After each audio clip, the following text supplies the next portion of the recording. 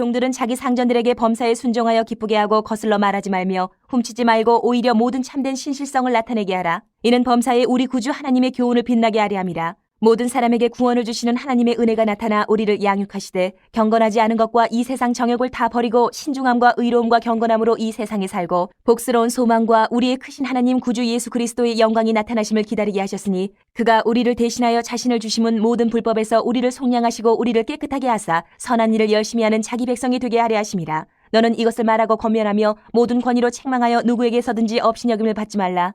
오늘 본문 말씀을 보면 하나님께서는 우리에게, 성도들에게, 그리스도인들에게 거룩하게 살라고 명령을 하십니다. 거룩하게 살아라. 세상 사람들하고는 좀 구별되게 살아라.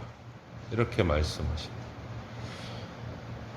불신자들과 세상에 살아가는 모습과 다르게 구별돼서 살아간다, 거룩하게 산다라는 것은 그렇게 쉽지만은 않습니다. 그럼에도 불구하고 또 불가능한 일은 아닙니다. 하나님의 은혜로 거룩하게 살아갈 수 있는 겁니다. 바울은 오늘 그리스도인들, 성도들 가운데 그 당시에 종이었던, 그 당시에는 신분제 사회였기 때문에 노예 종이 있고 또 귀족도 있고 왕족도 있고 이러던 로마가 지배하던 시절에 그 교회 가운데 종으로 살아가는 사람들에게 범사의 주인에게 순종하라고 권면을 합니다. 당시 종들, 노예의 상황을 볼 때 주인에게 순종하면서 살아가는 것, 이 말씀대로 행한다는 것이 너무너무 어려운 일이라는 거죠. 여러분 아시다시피 책이나 영화나 여러 가지 기록들을 통해서 아시다시피 로마 제국 그 치하에 있는 여러 나라의 노예나 종들은 인간 취급을 받지를 못했어요. 그냥 한 주인의 소유물, 필요하면 불러다가 쓰고 필요 없으면 그냥 버리는 물건과 같은 위치였어요. 그런데 그런 종이 주인에게 순종하라라고 바울이 권면을 하면 이게 쉽게 받아들여지는 일이 아니다라는 거죠. 이렇게 들은 우리가 그냥 상상만으로도 쉽지는 않겠다 그러는데 사실 그들의 그런 애환이나 어려움과 마음가짐이나 그 상황들을 우리가 공감한다? 그게 쉽지 않은 일이죠. 하지만 하나님은 우리에게 성경에도 기록된 것처럼 불가능한 일들을 강요하시는 분은 아니십니다. 할 수 있다라는 거죠. 성도에게 고린도전서 10장 말씀처럼 감당할 만한 어려움을 주시고 또 피할 길도 주신다라고 말씀을 하고 계신 거죠. 그러므로 이 말씀처럼 그리스도인이라면 오늘날 저와 여러분들까지도 포함해서 그리스도인은 세상에서 사회에서 생활해 가면서 윗사람을 대할 때 바른 교훈에 합당하게 행하여야 한다. 바른 교훈에 주 안에서 순종할 수 있어야 한다. 바울이 종들에게 한 이 권면은 오늘 우리에게도 동일하게 적용이 됩니다. 윗사람들과의 관계에서 평상시 범사에 순종하셔야 됩니다. 순종하셔야 됩니다.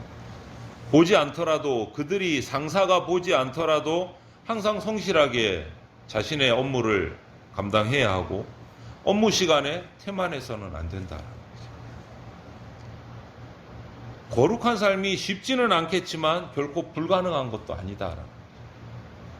이 윗사람에게 상사에게 세상 가운데 순종하라라는 말의 의미를 잘 파악을 하시고 그 의미를 따라서 우리가 잘 행하여야 합니다. 내가 불법을 행해도 아무도 모를 거야 라면서 직장에서 밖에서 부정을 저지른다든가 이런 일 없어야 된다는 거죠. 그리스도인이라면. 또 내게 맡겨진 업무에 관해서 게으르게 태만하게 하는 것, 또 상사들의 직장의 어떤 그런 신뢰를 저버리는 것, 그리스도인에게서 그런 일이 일어나면 안 된다는 거죠. 그것을 말하는 거예요. 그것을 말하는 거예요. 불법을 저지르라고 내려오는 명령에 대해서 순종하라는 것이 아니고 바른 교훈에 합당하게 내게 맡겨진 합당한 업무에 관해서 보든지 보지 않든지 그들의 신뢰에 맞게 행동하라는 거죠. 성실하게. 기업의 회사의 돈과 시간을 도둑질하는 거예요. 자기에게 맡겨진 업무를 태만하게 하고 불성실하게 하고 하는 것은. 그리스도인이 그런 행동을 해서는 안 된다는 거죠. 만약에 그런 일들을 우리 그리스도인이 사회의 직장 가운데 어떤 공동체 가운데 행하게 되면 그 사람만 욕먹고 비판받는 것이 아니라 그 사람이 섬기고 있는 하나님이 욕먹게 되는 거예요. 그런 모습들 많이 보지 않습니까? 우리가 그리스도인이 불성실하고 태만했을 때 교회가 욕먹게 되고 하나님이 욕먹게 돼요.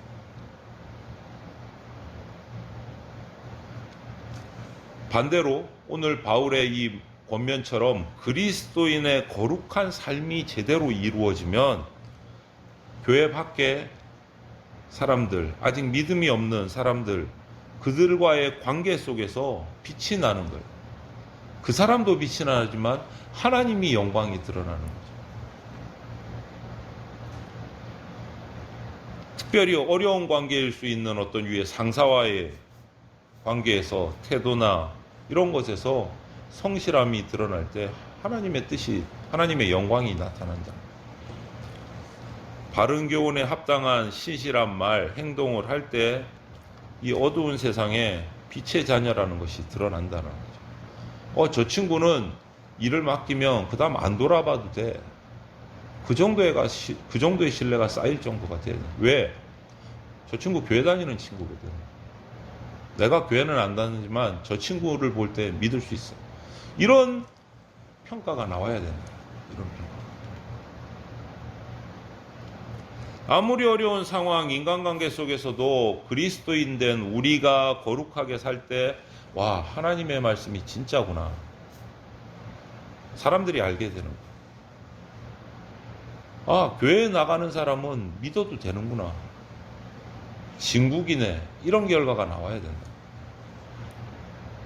왜 그렇습니까? 세상은요, 우리 그리스도인을 통해서 하나님을 봅니다. 그들은 하나님이 누군지 몰라요. 어쩐지 몰라요. 아무것도 들은 적이 없어요. 그들이 만날 수 있는 것은요, 하나님을 직접 만나는 게 아니고 하나님을 믿는다고 하는 우리 그리스도인들을 자기 주변에서 수없이 봐요. 그들을 통해서 하나님을 만나요. 그런 우리가 어떻게 행해야 하겠어요? 거룩한 삶을 살아야 되는 거죠. 바울은 그걸 얘기하는 거예요. 그걸 얘기해요. 하나님 우리에게 은혜를 베푸셔서 거룩한 삶을 살 수 있도록 우리를 훈련시키세요. 양육하세요. 우리가 이전에 경건하지 않았던 것, 또 세상의 정욕을 따라서 살았던 다 죄인이었잖아요. 영적으로 죽어 있었기 때문에 정말 참된 것이 무엇인지, 거룩한 것이 무엇인지 분별할 수가 없었어요. 그러나 하나님의 은혜를 누리면 그것이 깨달아져요.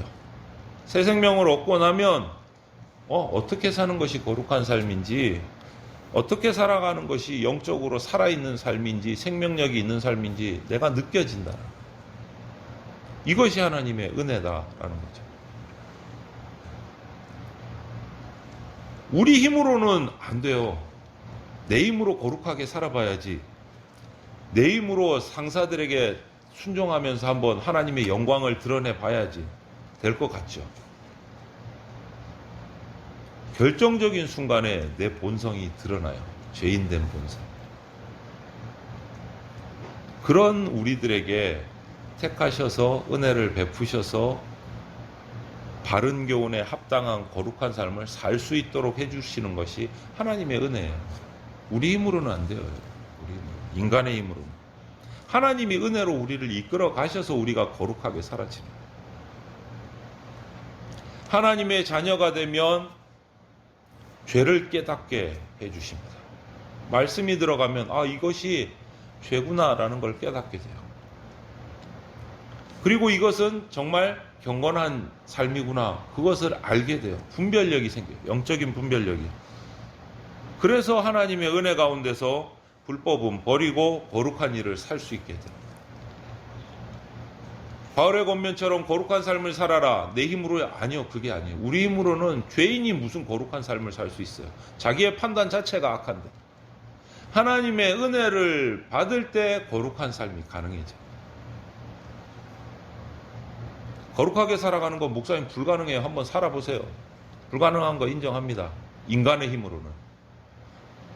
그러나 그리스도인은 어떤 상황에서라도 하나님의 은혜로 거룩하게 살 수 있다라는 것을 우리가 알아요.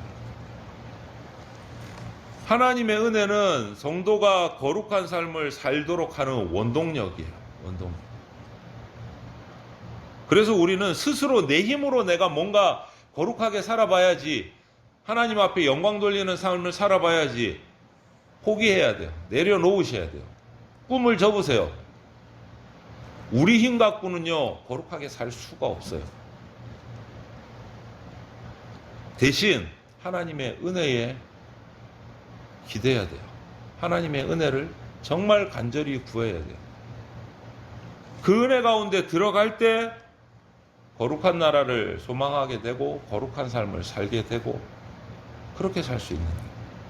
스스로 내 힘으로 뭔가 해봐야지 내려놓으셔야 돼요. 여러분, 우리 힘으로 구원받습니까? 우리 힘으로 죄사함 받습니까?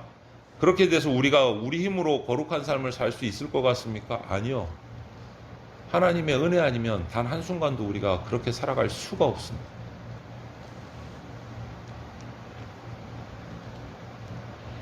하나님이 우리를 은혜로 양육하시는 방법은 불법을 버리도록 하고 죄를 깨닫게 하시는 게 하나님의 방법이에요.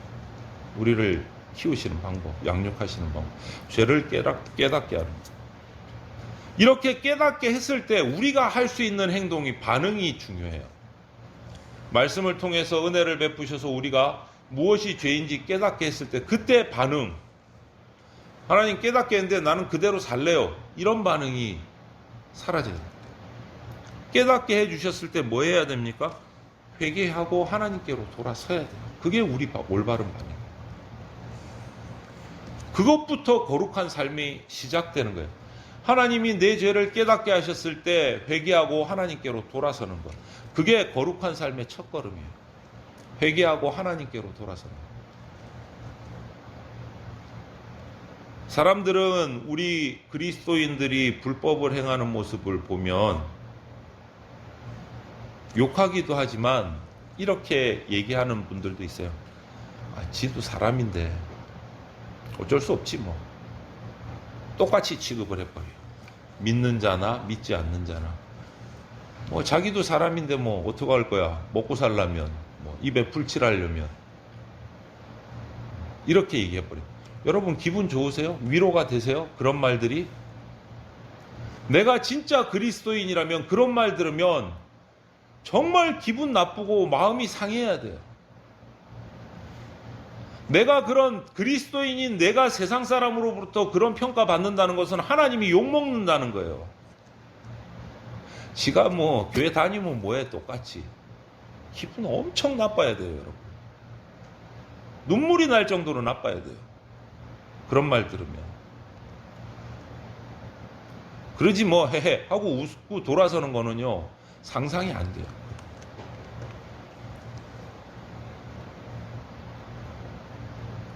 그렇기 때문에 우리 성도가 불법을 행하면 성도 자신뿐만 아니고 거룩한 삶을 살라고 명령하신 하나님 말씀까지도 완전히 비방받게 되는 거예요. 그 사람들 말이 틀린 거 아니에요. 똑같이 무능력한 죄인이에요. 믿지 않는 자나 믿는 자나 똑같이 죄인이에요. 무능력한 사람이에요. 거룩함 앞에서는 아무 힘이 없는 자예요. 하지만 우리가 불신자들과 세상과 다른 점은 딱 하나 있어요. 그리스도께서 내게 은혜를 베푸시고 날 대신해서 십자가에 달려 죄사함을 베풀어 주셨다는 것을 내가 아는 사람이라는 게 딱 다른 점이에요. 그것을 알고 인정하는 순간 나는 은혜 가운데 거하는 사람이 되는 거예요. 그게 다른 점이에요. 그게. 그들도 죄인이고 나도 죄인이고 똑같은 죄인이지만 다른 점은 딱 하나, 예수님이 날 위해서 십자가에 달려서 내 죄를 사해 주셨다는 그 은혜를 깨달은 사람이 그리스도인이에요. 아직 알지 못하는 사람들이고 불신자들. 깨달은 사람은 그 말씀의 바른 교훈에 합당한 거룩한 삶을 살 수 있게 되는 거예요. 죄와 사탄의 종로로 하던 나를 대속해 주시기 위해서 십자가에서 예수님께서 죽으셨습니다.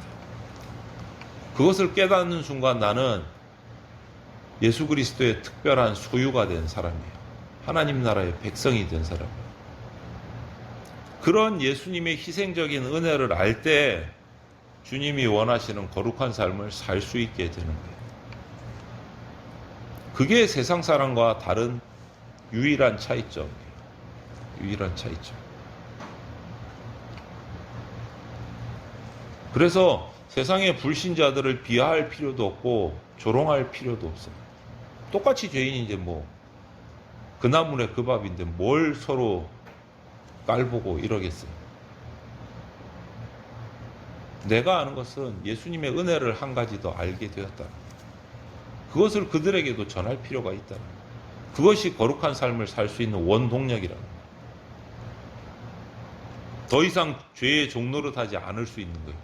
예수님의 그 희생의 십자가 은혜 덕분에. 열정을 가지고 거룩한 삶을 살아가시기를 바랍니다, 여러분. 그 십자가 은혜를 품고 살아가시기를 바라요. 그것 때문에 내가 거룩한 삶을 살 수 있는 거예요. 내가 또 그렇게 살면 세상은 참 희한해요.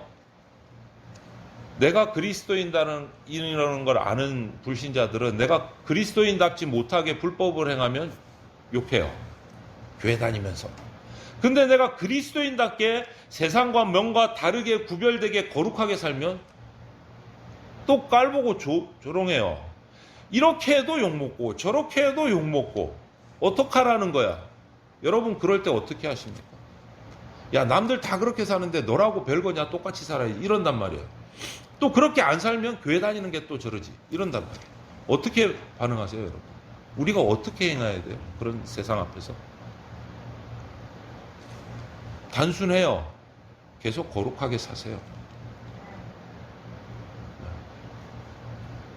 예수님께서 죽음으로 내 죄를 속량해서 모든 불법에서 깨끗하게 해주신 것을, 그 복음을 내 삶으로 그들에게 증명해야 돼요. 조롱할지라도 증명해야 돼요. 왜?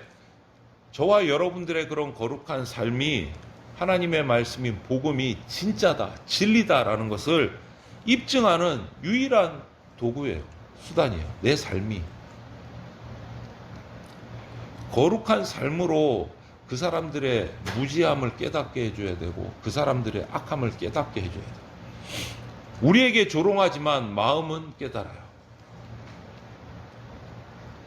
마음은.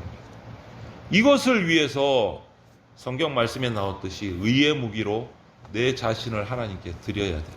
의의 무기로. 내 삶이 무기예요, 여러분. 거룩한 삶으로 그들에게 보여줘야 돼요. 조롱을 하든 하지 않든.